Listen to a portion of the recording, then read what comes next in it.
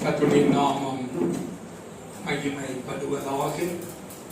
நம்முடைய தியானத்துக்காக தானியேல் தீர்க்கதரிசியின் புத்தகம் 9ஆம் அதிகாரம் 23ஆம் வசனம்.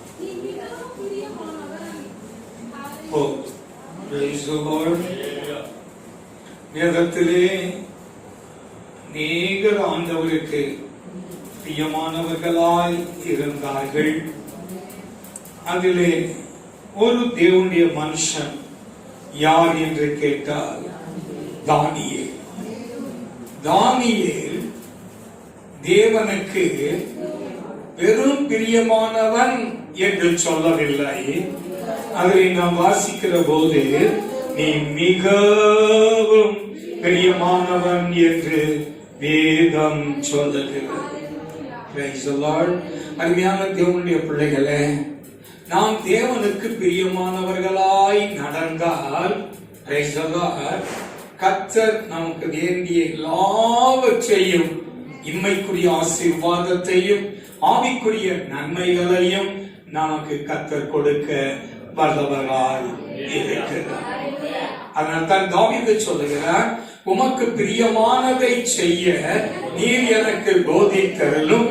நீரே என் தேவன், உம்முடைய நல்ல ஆவி என்னை செமையான வழிகளில் நடத்துவாராக. அப்படியானால் அவர் நமக்கு போதிக்க நாம் கற்றுக்கொண்டு அதன்படி நடக்கிற வேளையிலே கர்த்தர் நம்மேல் பிரியமானவராய் இருக்கிறார். புருஷனுக்கு பிரியமாயிருக்க மனைவி விரும்புகிறாள். புருஷன் மனைவிக்கு பிரியமாயிருக்க புருஷன் விரும்புகிறான். ஆனால் நாம் தேவனுக்கு பிரியமாய் நடக்கிறோமா? தேவனுக்கு பிரியமாய் நடக்கிறதற்கு தேவனுடைய ஆலோசனைகளை நாம் ஏற்றுக்கொள்ளுகிறோமா? அவர் நமக்கு கற்றுக் கொடுக்கிறதை நாம் கற்றுக்கொள்ளுகிறோமா?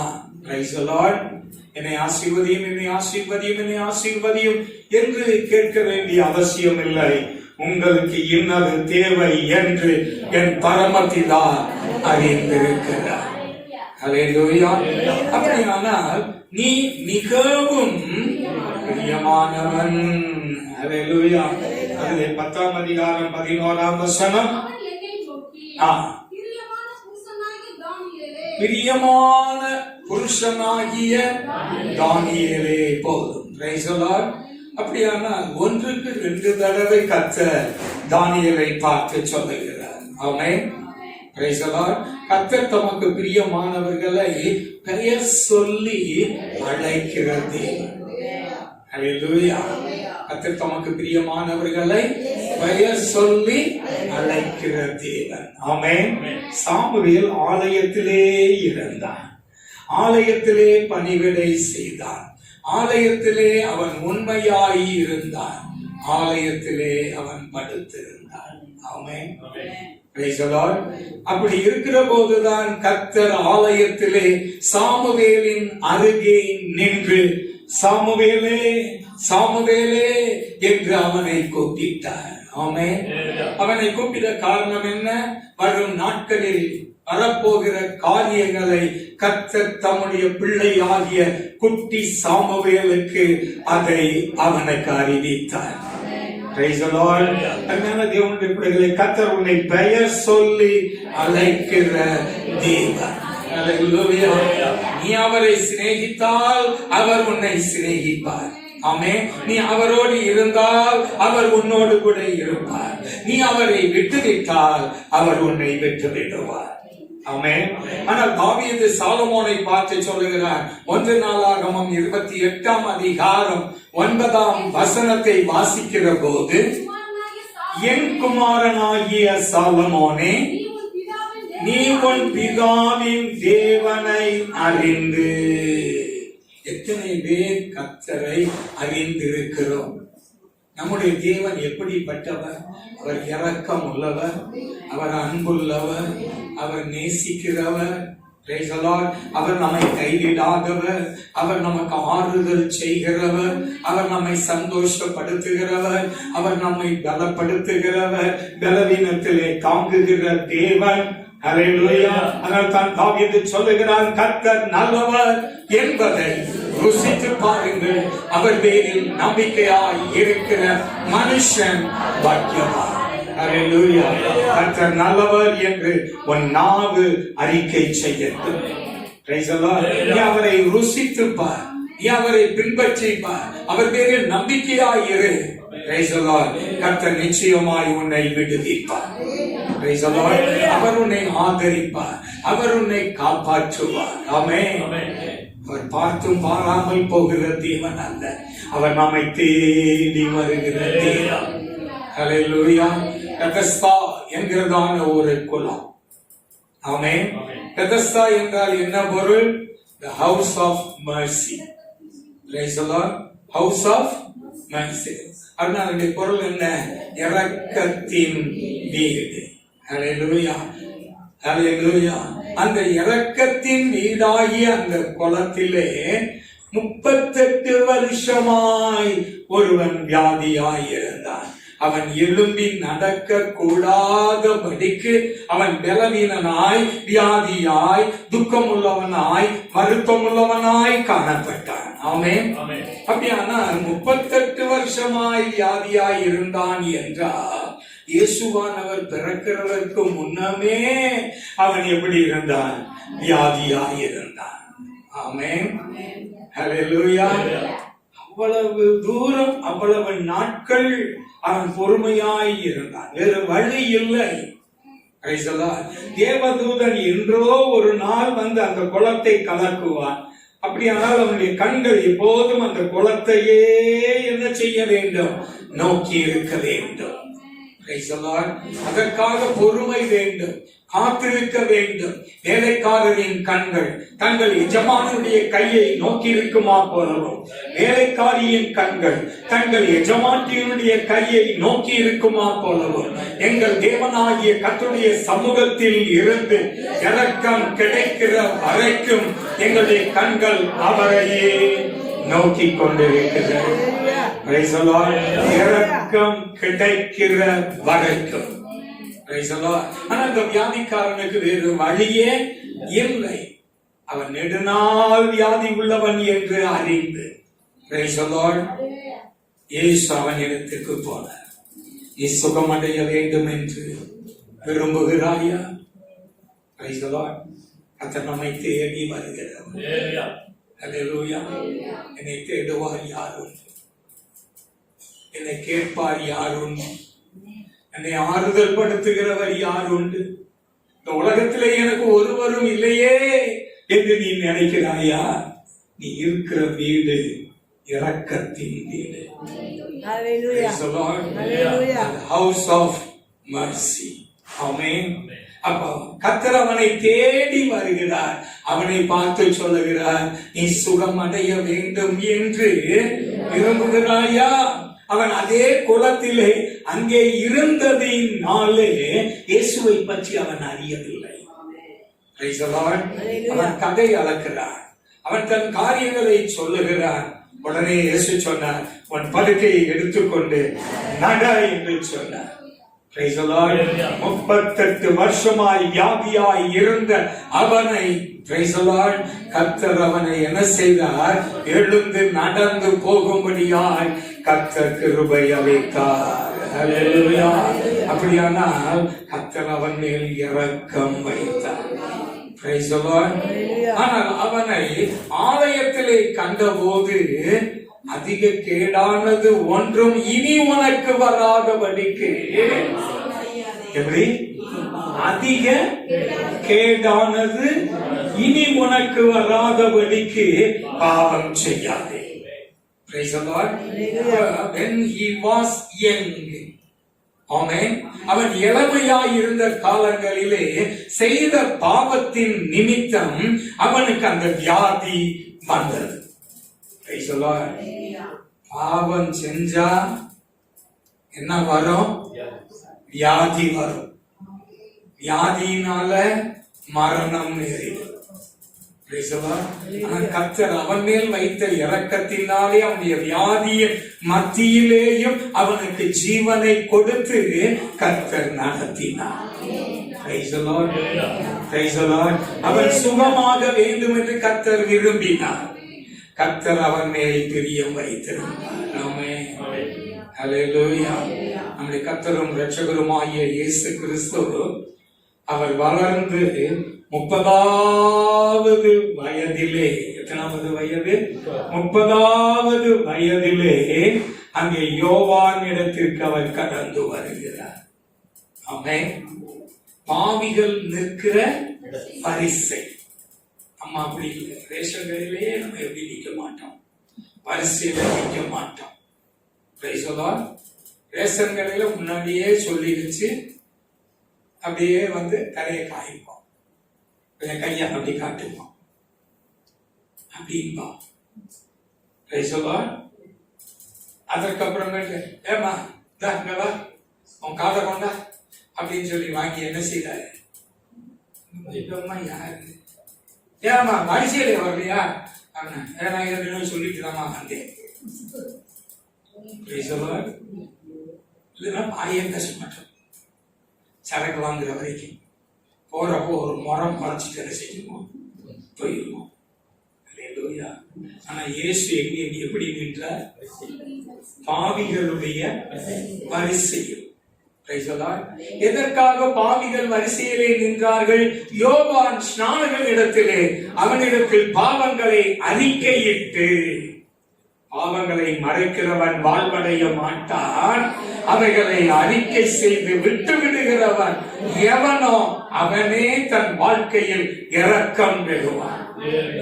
வாழ்க்கையில தேவனுடைய சமூகத்துல கர்த்தருடைய கண்கள்ல உனக்கு இரக்கம் கிடைக்க வேண்டுமானால் நீ பாவ அறிக்கை செய்ய வேண்டும். ஆமென். பாவ அறிக்கை செய்யாதபடி பெரிய நீதிமான் மாதிரி நீ இருக்க வேண்டாம். ஹல்லேலூயா. Praise the Lord. இயேசு பாவ அறிக்கை செய்தாரா? Price the Lord. இயேசுவிடத்திலே கிட்ட போன உடனே யோவான் ஸ்நானகன் சொன்னான், உம்மாலே நான் ஞானஸ்நானம் பெற வேண்டியதாய் இருக்க என்னிடத்திற்கு நீர் வரலாமா? நானும் இவரை அறியாதிருந்தேன். ஜலத்தினால் ஞானஸ்நானம் கொடுக்கும்படி என்னை அனுப்பினவர் யார் மேல் பரிசுத்தாவியானவர் இறங்கி வருகிறதை காண்கிறாயோ அவர் பரிசுத்த ஆவியினாலும் அக்னியினாலும் ஞானஸ்நானம் கொடுப்பார் என்று அவர் எனக்கு முன் அறிவித்தார். இப்ப இயேசு யோவான் ஸ்நானகத்தில் வருகிறார். யோவான் ஸ்நானகன் இயேசுவுக்கு ஞானஸ்நானம் கொடுக்கிறார். ஞானஸ்நானம் கொடுக்க அவர் கரை ஏறுகிற போது மத்தேயு சுவிசேஷம் 3ஆம் அதிகாரம் 17ஆம் வசனம், வானத்திலிருந்து ஒரு சப்தம் உண்டாகி, இவர் என்னுடைய நேசகுமாரன், இவரில் நான் பிரியமாய் இருக்கிறேன். இவரில் நான் எப்படி இருக்கிறேன்? இந்த சப்தம் எங்கிருந்து உண்டானது? வானத்தில் இருந்து உண்டாயிற்று. இவர் என்னுடைய நேசகுமாரன், இவரில் நான் எப்படி இருக்கிறேன்? பிரியமாய் இருக்கிறேன். ஹல்லேலூயா. அப்படியானால் இயேசுவின் மேல் ஏன் பிதா பிரியம் வைத்தார்? Price the Lord. ஏன் பிரியம் வைத்தார்? யார் என் காரியமாய் போவான் என்று சொன்னபோது, இதோ நான் வருகிறேன், சுருளில் என்னை குறித்து எழுதப்பட்டிருக்கிறது. ஹல்லேலூயா. இயேசுவை குறித்து பழைய ஏற்பாட்டின் காலங்களிலே தீர்க்கதரிசிகளும் ஆசாரியர்களும் ராஜாக்களும் அநேகர் என்ன செய்திருக்கிறார்கள்? இயேசுவை குறித்து சாட்சியாய் முன் அறிவித்திருக்கிறார்கள். ஆகவே இப்போது அவர் இந்த உலகத்திற்கு கடந்து வந்தார். எதற்காக வந்தார்? ஆட்டுக்குட்டியாய் வந்தார். சர்வலோகத்தின் பாவங்களை சுமந்து தீர்க்கும்படியாய் அவர் இந்த உலகத்திலே ஆட்டுக்குட்டியாய் வந்தார். ஆமென். அல்லேலூயா. ஆட்டுக்குட்டி என்று சொன்னால் அவரை பின்பற்றுகிற நீங்களும் நானும் எப்படி இருக்கணும்? ஆட்டுக்குட்டியா இருக்கணும். ஆட்டுக்குட்டி குட்டியா இருக்கும்போது ரொம்ப செல்லமா இருக்கும். ஆமென். அந்த குட்டியை தூக்கலாம், அந்த குட்டியை நல்லா தளரி கொடுக்கலாம், அதை கொஞ்சலாம். ஆமென். அல்லேலூயா. என் காரியமாய் என்னுடைய குமாரனாகிய இயேசு, என்னுடைய மடியிலே தவழ்ந்திருந்த இயேசு, அவர் வாலிபமாய் வந்தபோது பிதாவாகிய தேவன் அவர் ஆசீர்வாதங்களை கையிலே எடுத்துக்கொண்டு அவருக்கு முன்பாக எதிர்கொண்டு வந்த தேவன் இப்பொழுது ஆட்டுக்குட்டியாய் இந்த உலகத்திலே வந்தபோது அவர் ஞான ஸ்நானம் எதிர்த்தார்.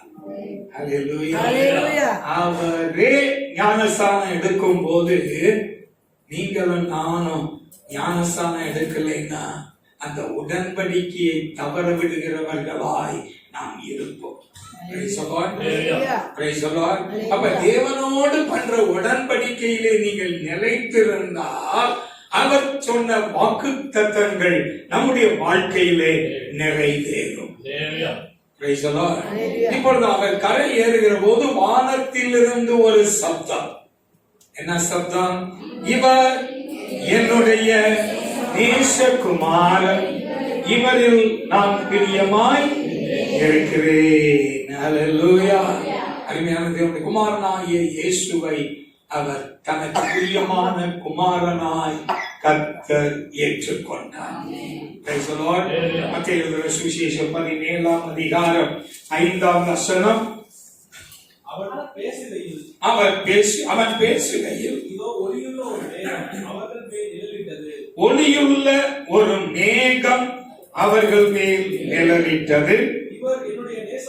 இவர் என்னுடைய நேசகுமாரன், இவரில் நான் எப்படி இருக்கிறேன்? பிரியமாய் இருக்கிறேன். அவர் ஒலிவ மலையிலே மறுரூபம் ஆகிற போது எலியாவோடும் மோசேயோடும் அவர் பேசிக் கொண்டிருக்கிற வேளையிலே அங்கே ஒளியுள்ள ஒரு மேகம் என்ன செய்தது? அங்கே நிழலிட்டது. அவ்விதமாய் நிழலிட்ட போது வானத்தில் இருந்து ஒரு சப்தம், இவர் என்னுடைய நேசகுமாரன், இவருக்கு நீங்கள் என்ன செய்யுங்கள்? செவி கொடுங்கள். உலகத்திற்கு சுவிசேஷத்தை அறிவிக்கும்படியாய் இந்த உலகத்திற்கு இயேசு கடந்து வந்தார். ஆமென். நற்செய்தியை அறிவிக்கும்படியாய் அவர் இந்த உலகத்திற்கு கடந்து வந்தார். அவரை விசுவாசிக்கிறவன் ஒருவனும் கெட்டு போகாமல் நித்திய ஜீவனை அடையும்படிக்கு அவர் இந்த உலகத்திற்கு வந்தார். ஆமென். மனுபுத்திரனாய் அவர் இந்த உலகத்திலே கடந்து வந்தார். மூன்றாவதாக வாசிக்கும் போது யோவான் சுவிசேஷம் 12ஆம் அதிகாரம் 28ஆம் வசனம். பிதாவே, உம்முடைய நாமத்தை நான் மகிமைப்படுத்துகிறேன். அல்லேலூயா. பிதாவே, உம்முடைய நாமத்தை நான் மகிமைப்படுத்துகிறேன், மகிமைப்படுத்தினேன், இன்னமும் மகிமைப்படுத்துவேன். உன் கனத்தை, உன் ஸ்தோத்திரத்தை, உன்னுடைய மகிமையை வேற யாருக்கும் கொடாதே. உன்னுடைய கனத்தை கர்த்தருக்கு செலுத்து, உன்னுடைய மகிமையை கர்த்தருக்கு செலுத்து. உன் பலத்தினால் நீ உயிரோடு இருக்கிறேன் என்று நினைக்க வேண்டாம். ஒரு வயிற்றோட்டம் வந்தா போதும், உன் பலம் எல்லாம் என்ன செஞ்சிடும்? போயிரும். நோஞ்சா மாதிரி இருப்ப. ஆனால் கர்த்தர் உன்னை கண்மணியை போல என்ன செய்கிறார்? உன்னை பாதுகாக்கிறார். கொரோனா காலங்களிலே எத்தனை பேர் பட்டினியாய் இருந்தீர்கள்? இல்லை. கர்த்தர் நம்மை போஷித்தார். அவர் நமக்கு நல்ல சுகத்தை தந்தார். நம்ம சபை விசுவாசிகள் ஒருவரை கொரோனான்னு சொல்லி அழைச்சிட்டு கேட்டாங்க. எதுக்குன்னு கேட்டா கேஸ் இல்லையா, கேஸ் வேணுங்கிறதுக்காக என்ன செய்தார்கள், கொண்டு போயிட்டாங்க. எனக்கு திக்கு திக்குன்னு ராத்திரி தூங்கும்போது தலைவாணி எடுத்து மூஞ்சில வச்சு ஒரே அமுக்கி மூச்சு முட்டிச்சு கொண்டுட்டாங்கன்னா என்ன பண்றது? இல்லையா? இன்றைக்கு காலையில கேட்டேன், நேற்றே வந்துட்டாங்க, ஆனா எங்கேயும் போகக்கூடாது, வீட்டிலேயே இருக்கணும் ஒரு வாரத்துக்கு. காசு கொடுத்தாங்களா அப்படின்னு, காசும் கொடுக்கல ஒன்றும் கொடுக்கல. 3 பேரும் நல்ல சாப்பாடு போட்டாங்க, நல்ல கதை அடிச்சாங்க.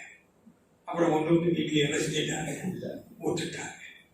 முகக்கவசம் இல்லாம இருக்கக்கூடாதுன்னு சொல்லி அனுப்பிட்டாங்க. ஒரு ஆளுக்கு 25,000 ரூபாய் கவர்மெண்ட் கொடுக்குது. அந்த 25 எல்லாம் சேர்த்து பொங்காம் போட்டாங்க.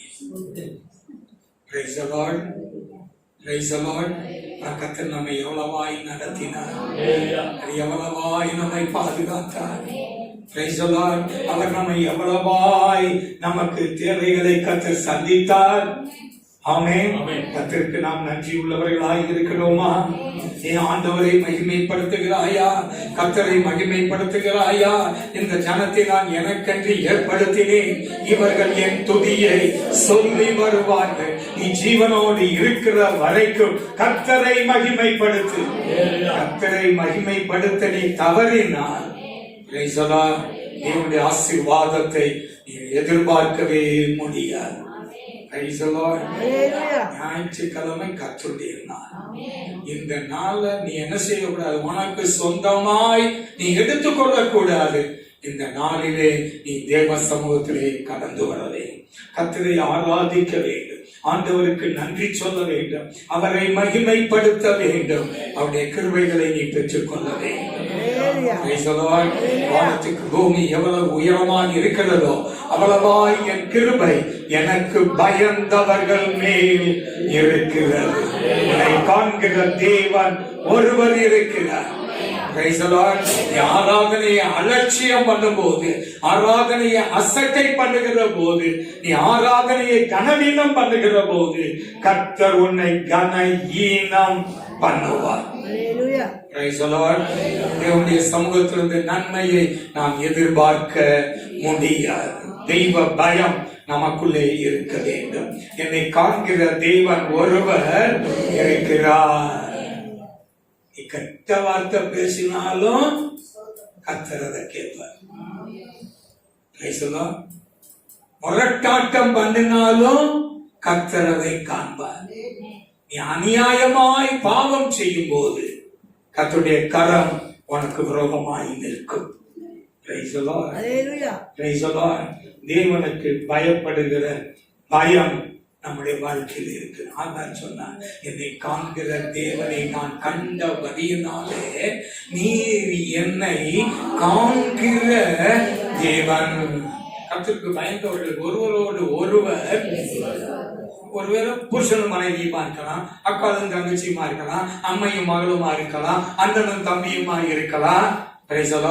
நீங்கள் பேசுகிறதை கர்த்தர் கவனித்து கேட்பார், அதை அவர் ஞாபக புத்தகத்திலே எழுதி வைப்பார். ஒருவர் கேட்டார், கட்ட வார்த்தையும் எழுதி வைப்பாரா? எனக்கு தெரியாது, அவர்கிட்ட கேட்கிறோம். நான் எழுதுனா சொல்லியிருக்கேன். என்கிட்ட கேள்வி, கெட்ட வார்த்தை பேசினா அதையும் எழுதுவாரா? இதெல்லாம் எழுதுவாரா? சிலர் எப்படி எல்லாம் கேள்வி கேட்கிறாரு தெரியுமா? ஆனா ஞாபக புத்தகத்தில் அதை அவர் என்ன செய்வார்? எழுதி வைப்பார். இவைகள் எல்லாம் நியாய தீர்ப்பு நாளிலே அது கடந்து வரும். அன்னைக்கு நீ பேசுனதெல்லாம் வெளிய சவுண்ட் பாக்ஸ் வச்சு கத்தல் போடுவார். எல்லாரும் கேட்பார், ஓ இந்த சிஸ்டரா இப்படி பேசினாங்க. நான் ரட்சிக்கப்பட்டேன், நான் ஞானஸ்நானம் எடுத்திருக்கேன், நான் தேவனோடு உடன்படிக்கை பண்ணியிருக்கேன், நான் தேவனுடைய பிள்ளை அப்படின்னு சொல்ற நீ உனக்குள்ள இருந்து என்ன வரக்கூடாது? கெட்ட வார்த்தை ஒன்றும் புறப்பட வேண்டாம். ஆகாத சம்பாஷணை, நல்லொழுக்கத்தை தேவையில்லாம பேசாது. அது புருஷனாய் இருந்தாலும், அல்லது தாயாய் இருந்தாலும், அல்லது மனைவியாய் இருந்தாலும், வேண்டாத வார்த்தைகள் வேண்டாத. முடிவிலே என்ன வரும்? சண்டையை பிறப்பிக்கும். மூக்கை பிசைதல் ரத்தத்தை பிறப்பிக்கும். அப்படின்னா வார்த்தைகள் நிதானமாய் இருக்கிறது. அப்பதான் கர்த்தர் உங்களை பார்த்து, ஒருவேளை உங்களை புறங்கூறுகிறதும், உங்களை திட்டுகிறதும், உங்களை பேசுகிறதும் வேண்டாத வார்த்தைகளினாலே, வார்த்தைகள் கெட்ட வார்த்தைகளால் உங்களை பேசுவார்கள். ஆனால் நீங்கள் அமைதியாய் இருக்கும் போது அதற்குரிய பலனை கர்த்தர் உங்களுக்கு தந்தருளுவார். அல்லேலூயா. தாயுடைய ஆத்துமா வேறு, மகளுடைய ஆத்துமா வேறு.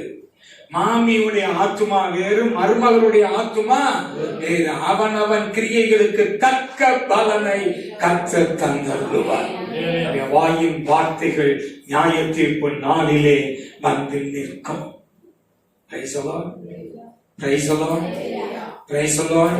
அகந்தையாய் இருக்கலாம், இருமாப்பாய் இருக்கலாம், மூர்க்கத்தனமாய் இருக்கலாம், பொய் பேசுகிறவர்களாய் இருக்கலாம். இவை அனைத்தும் நியாய தீர்ப்பு நாளிலே வந்து நிற்கும்.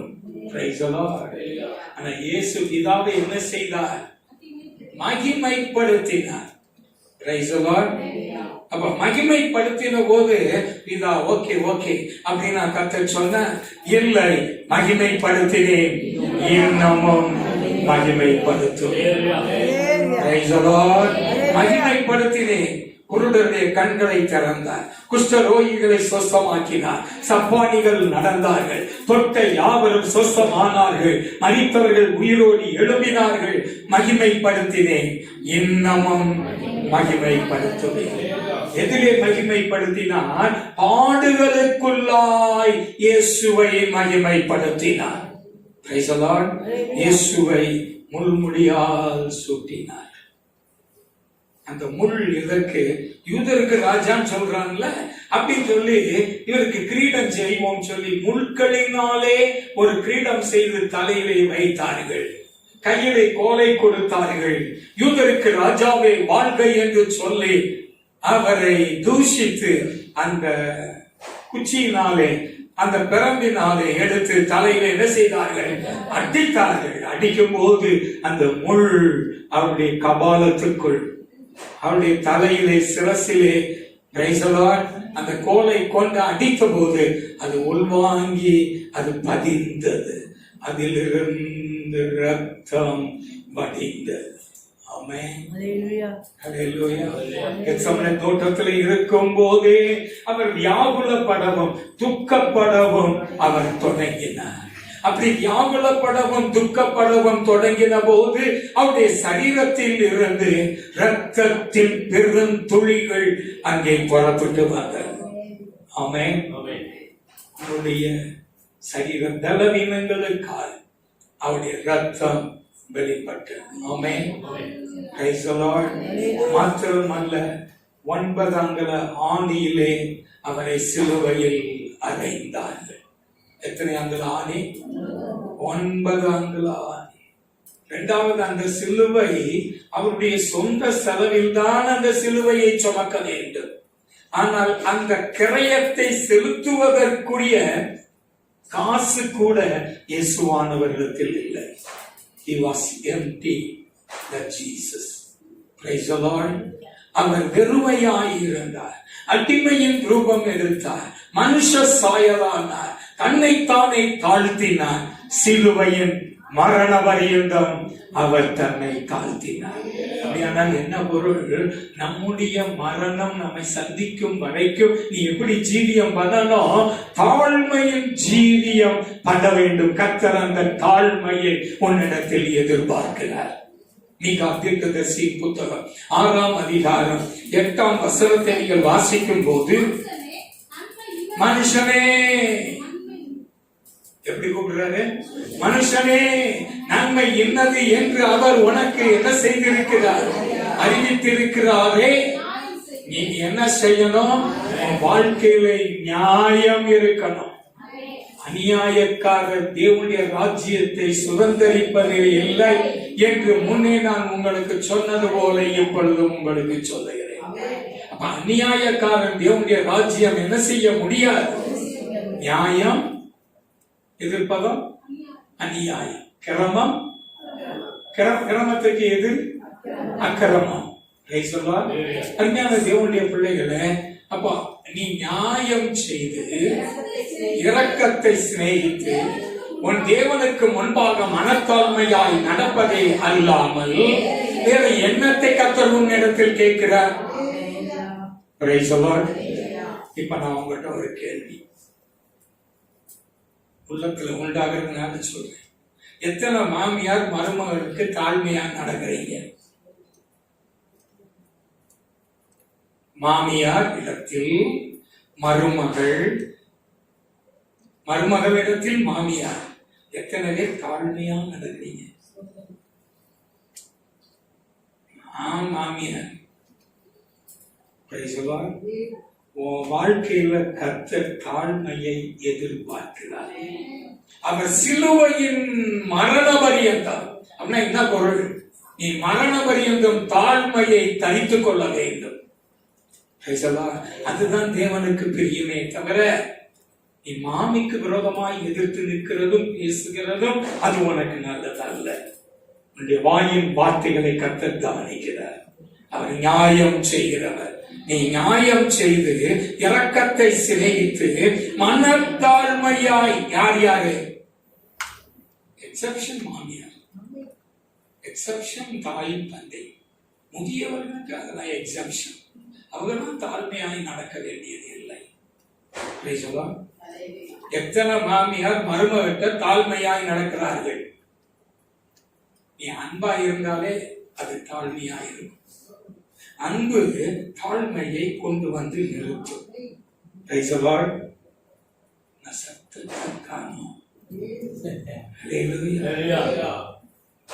மாமியார் நான் மாமன் நாறு, நான் நாத்தி நாறு, நீ வளர்க்கமாறு.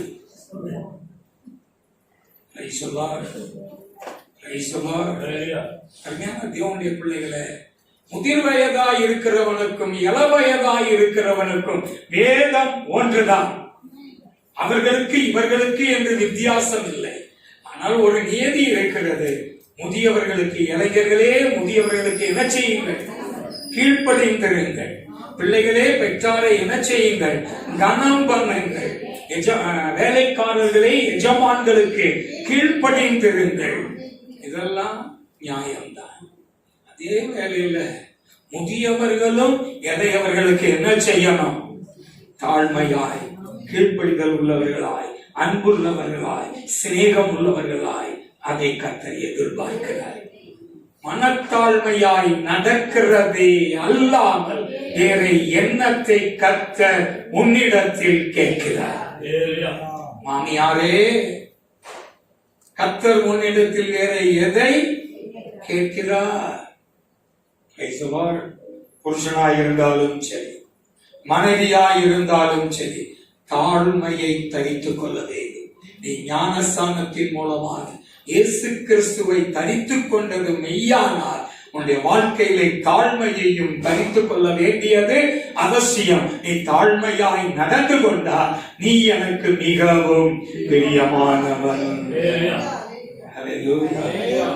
அருமையான தேவனுடைய பிள்ளைகளை, நாம் கர்த்தருக்கு பிரியமாய் நடக்க வேண்டும். சமயம் கடந்து போகிறது. எதை குறைக்கிறது எதை வெட்டுறதுன்னு தெரியல. ஏசாயா தீர்க்கதரிசியின் புத்தகம் 44ஆம் அதிகாரம் 28ஆம் வசனம். கோரேசை குறித்து அவன் யார்? கோரேஸ் யார்? அவன் புறஜாதிக்காரன், அந்நியன். அவன் யூதன் அல்ல. ஆனால் இங்க வேதம் சொல்லுகிறது, கோரேஸ் என் மேய்ப்பன். புறஜாதிக்காரனை பார்த்து இயேசு என்ன சொல்லுகிறார்? அவன் என் மேய்ப்பன். வஸ்தி இருக்க வேண்டிய ஸ்தானத்துல எஸ்தரை கொண்டு போய் கர்த்தர் வைத்தார். எதற்காக கர்த்தர் எஸ்தரை கொண்டு போய் வைத்தார்? வரப்போகிற பாடுகள் உபத்திரவங்களிலே அகாஸ்வேரு ராஜாவுக்கு முன்பாக பரிந்து பேசும்படியாய் கர்த்தர் வைத்தார். ஆமென். இன்றைக்கு யூதர்கள் இருக்க வேண்டிய ஸ்தானத்திலே கர்த்தர் உங்களையும் என்னையும் மனவாட்டியாகிய சபையை கர்த்தர் ஏற்படுத்தினார். காரணம் என்ன? நாம் மற்றவர்களுக்காக பரிந்து பேசும்படியாக. எருசலேமுக்காக என்ன செய்யுங்கள்? வேண்டிக் கொள்ளுங்கள். எருசலேம் சுகித்து இருக்க வேண்டும். எருசலேம் ஆசீர்வாதமாய் இருக்க வேண்டும். எருசலேமுக்காக நீங்கள் வேண்டிக் கொள்ளுங்கள் என்று சங்கீதம் 122 சொல்லப்பட்டிருக்கிறது. ஆனால் கர்த்தர் யூத ஜனங்களை தனக்கு மனவாட்டியாய் எடுத்துக்கொள்ளாதபடிக்கு புறஜாதிகளாகிய உங்களையும் என்னையும் கர்த்தர் மனவாட்டி என்கிற ஸ்தானத்திலே கர்த்தர் வைத்திருக்கிறார் என்றால், என் மனவாட்டியே, என் உத்தமியே, என் பிரியமே, என் ரூபவதியே என்று அழைக்கத்தக்கதாக நீ அவருக்கு முன்பாக தாழ்மைப்பட வேண்டியது அவசியம்.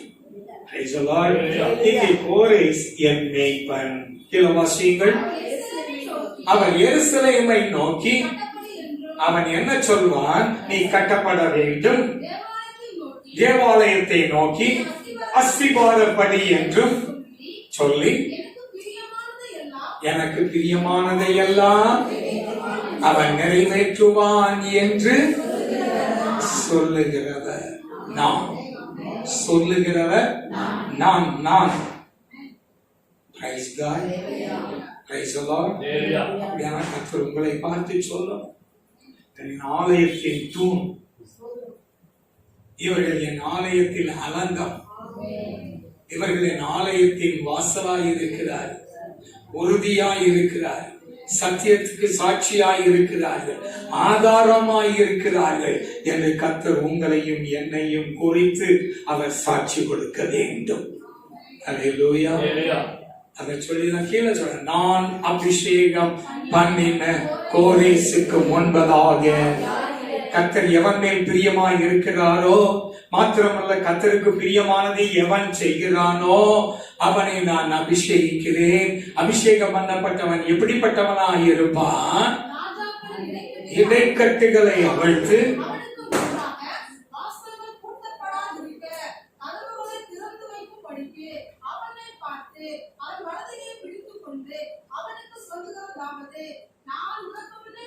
உனக்கு முன்னே போய், கர்த்தர் உன்மேல் பிரியமாய் இருந்தால் அவர் உனக்கு முன்னே போய் கோணலானவைகளை என்ன செய்வார்?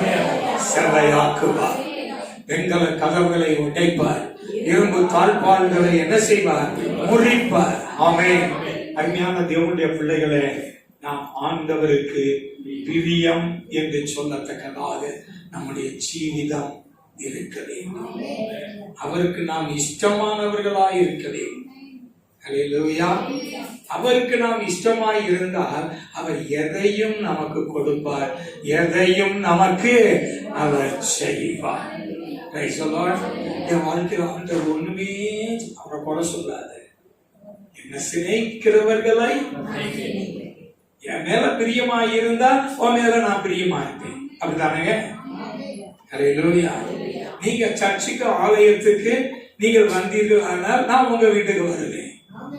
நீங்க வர்றத பாஸ்டர் வர வேண்டாம் அப்படின்னு நீங்க நினைச்சா ஆராதனைக்கு வராமலே இருந்தா போதும். ஆராதனைக்கு வரலைன்னா ஒரு ஆராதனை, 2 ஆராதனை, 1 மாசம் 2 மாசம் பார்ப்பேன். வரலைன்னா நானே விட்டுருவேன். அல்லேலூயா. நீங்க என்னை பார்த்து வர வேண்டாம்னு என்ன செய்ய வேண்டாம், சொல்ல வேண்டிய அவசியமே இல்லை. காரணம் என்ன? என்ன சிநேகிக்கிறவர்களை நான் சிநேகிக்கிறேன். நீங்க என் மேல் பிரியமாயிருந்தா நான் உங்க மேல பிரியமாயிருப்பேன். ஆமென். அல்லேலூயா. என் மேல உங்களுக்கு பிரியம் இல்லை என்றால் நானும் உங்க மேல என்ன செய்ய முடியாது. நீங்கள் அவரை விட்டுவிட்டால் அவர் உங்களை என்றென்றைக்கும் கைவிடுவார் அப்படின்னு சாலமோனை பார்த்து தாவீது சொல்லுகிறார். ஆமென். Praise the Lord. அருமையான தேவனுடைய பிள்ளைகளை நாம் அவருக்கு பிரியமாய் நடப்போம். Praise the Lord. அநேக வசனங்கள் உண்டு. ஒரு வசனத்தை சொல்லி நான் முடிக்க விரும்புகிறேன். எசாயா தீர்க்கதரிசியின் புத்தகம் 62ஆம் அதிகாரம் 4ஆம் வசனம். நீ இனி கைவிடப்பட்டவள் என்று எண்ணப்படாமலும் தேசம் பாழான தேசம் என்று எண்ணப்படாமலும் நீ எப்சிபா என்றும் பியூலா என்றும் சொல்லப்படும். ஆமென். வசனத்தை அங்கீகரிக்கிறவர்கள் ஆமென். அல்லேலூயா. அவர் எப்சிபா என்றும் பியூலா என்றும் அழைக்கிறார். ஆமென். மாத்திரமல்ல, கர்த்தர் உன்மேல் எப்படி இருக்கிறார்? பிரியமாய் இருக்கிறார். Praise the Lord. உன் தேசம் வாழ்க்கைப்படும். Praise the Lord. உன் தேசம் வாழ்க்கைப்படும். அப்படியான கர்த்தர் நம்மேல் எப்படி இருக்கிறார்? பிரியமாய் இருக்கிறார். அந்த பிரியத்தை கெடுத்துடாதீங்க. அவரை மறந்துடாதீங்க. அவரை விட்டு விலகி போகாதீங்க. அவர் உங்களோடு கூட இருக்கிறார். அவர் உங்களை மறவாத தேவன். பிரியம் இருந்தா என்ன இருக்கும்? மறக்கிறதே. நானோ சிறுமையும் எளிமையும் மாணவன், கர்த்தரோ என்னை பிரியமாய் இருக்கிறார். நினைவாய் இருக்கிறார்னா என்ன அர்த்தம்? ஒரு காதலி மேல ஒரு காதலன் பிரியமா இருந்தா அவன் எப்பவோ ராத்திரி பகல யாரதான் நினைச்சுக்கிட்டு இருப்பான்? சொல்லுங்க. ஆமென். நீங்க அவருக்கு இயேசுவானவருக்கு காதலியா இருந்தா அவர் எப்போதும் உங்கள் மேல் நினைவாய் இருப்பார். அவருடைய பிரியம் உங்கள் மேல் இருக்கும். Praise the Lord. கருமையான தேவனுடைய பிள்ளைகளே, தேசம் வாழ்க்கைப்படும். Praise the Lord. தேசம் ஆசீர்வாதமாய் இருக்கும். எப்சிபா என்றும் பியூலா என்றும் அழைக்கப்படுவார். Praise the Lord. ஆண்டவருடைய பிரியம் நம்மேல் இருக்கிறது. Praise the Lord. தானியேல் 10ஆம் அதிகாரம் 17ஆம் வசனம்.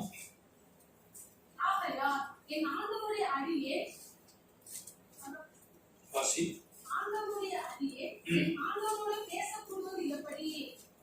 இல்ல அது எத்தனை வசனம்?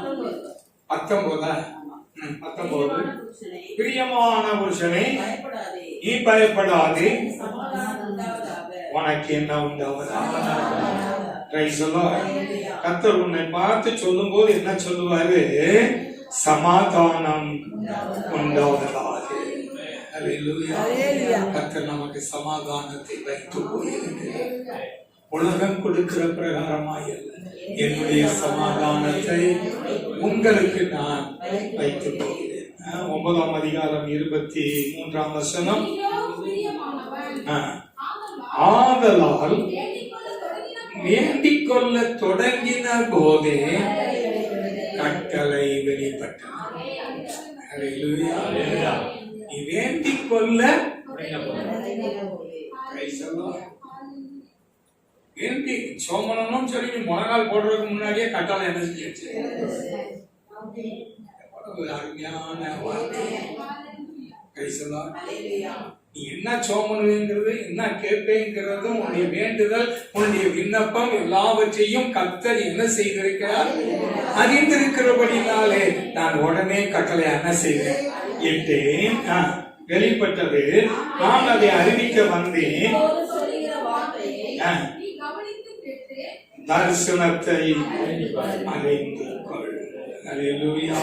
அருமையான தேவனுடைய பிள்ளைகளே, கர்த்தர் நம்முடைய ஜெபத்தை கேட்கிறார். Praise the Lord. ஜெபத்தை கேட்கிறவரே, மாம்சமான யாவரும் இடத்தில் வருவார்கள். அல்லேலூயா. நம்ம யார்கிட்ட போறோம்? யார்கிட்ட போய் நம்ம சொல்ல முடியும்? Praise the Lord. கர்த்தர் மேல் உன் பாரத்தை வைத்து அவர் உன்னை ஆதரிப்பார். அவர் உங்களை விசாரிக்கிறவர். ஆனபடியா கவலைகளை எல்லாம் அவர் மீது வைத்து கர்த்தர் தாமே இந்த வார்த்தைகளை ஆசீர்வதிப்பார்கள். நாம் எல்லாரும்